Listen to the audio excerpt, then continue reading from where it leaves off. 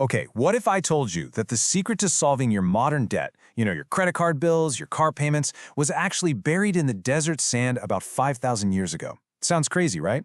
Well, today we're going to dig into a literal financial logbook from ancient Babylon and uncover an exact formula for financial freedom. So that's the big question, isn't it?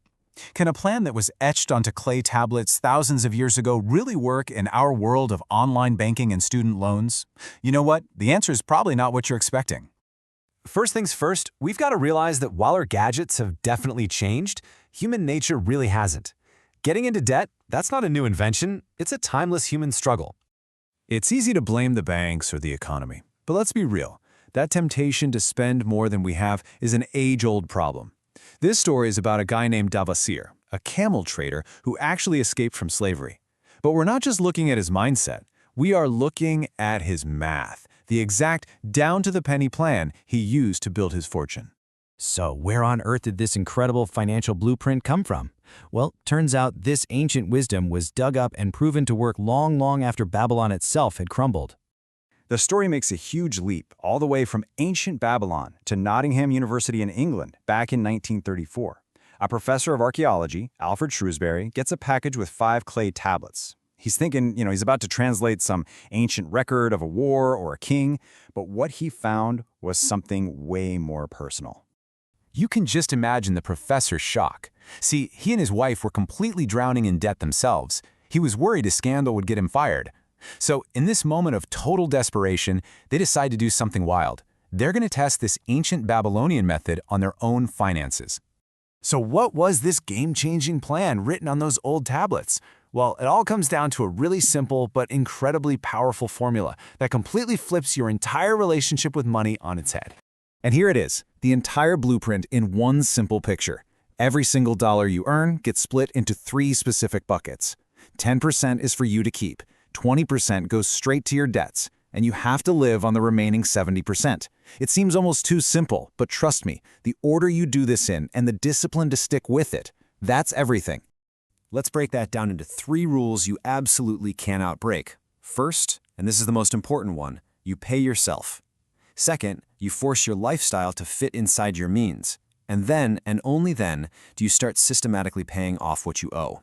Let's look at each piece of the puzzle. Okay, this first rule is the one that feels completely backwards. Before you pay a single bill, 1/10 of every single thing you earn is yours. It's yours to keep. This isn't for a shopping spree, it's for saving. It is for building your own wealth, even while you're still in debt. And this quote right here, it gets to the psychology of it all. Davasir knew that to find the will to pay off your debts, you need to feel some dignity. You need to actually hear the coins jingle in your own purse. That 10% isn't just money, it's hope. All right, next up is the part that's honestly the hardest, 7/10 of your income. That's for everything else. We're talking housing, food, clothes, getting around. Your entire life has to fit inside this slice of the pie, and there are 0 exceptions. This formula forces you to be brutally honest with yourself. If you can't live on 70% of what you make, the plan makes it crystal clear that your real problem isn't just the debt, it's that your lifestyle costs more than you can actually afford. It basically demands that you make a change. And finally, we get to the debt itself. The last 2/10, or 20% of your income, is set aside completely for your creditors. This is the weapon you're going to use to systematically win back your financial freedom. Now, Davasir didn't use the snowball or avalanche methods that we hear about all the time today. Nope. He went to all his creditors, he laid out his plan, and he promised to divide that 20% fairly among every single one of them every single month. It took guts, for sure, but it was an honorable way to handle things. Look, a plan is just a plan until you put it to the test. So, did this thing actually work? Let's look at the results for both Davasir back in the day and for the professor in the 1930s. After just 1 month, the plan was already working. Even on a small income, Davasir had chipped away at his debt, and for the first time in years, he actually had savings. But look at the most important result there. My heart is lighter. He could feel that he was starting to win. I mean, the timelessness of this formula is just incredible.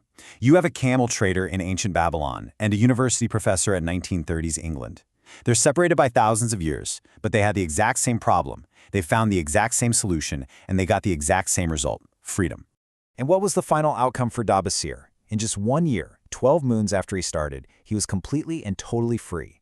He just followed the plan, he never wavered, and it delivered on its promise. So what does all of this mean for you, right now? Well, this isn't just some cool history lesson. It's a literal blueprint for building your own financial fortress. So let's just recap the rules one last time. No matter what, you save 10% for your future. You force your life to fit inside 70%, and you consistently, relentlessly use 20% to destroy your debts. That right there, that's the engine of your financial recovery.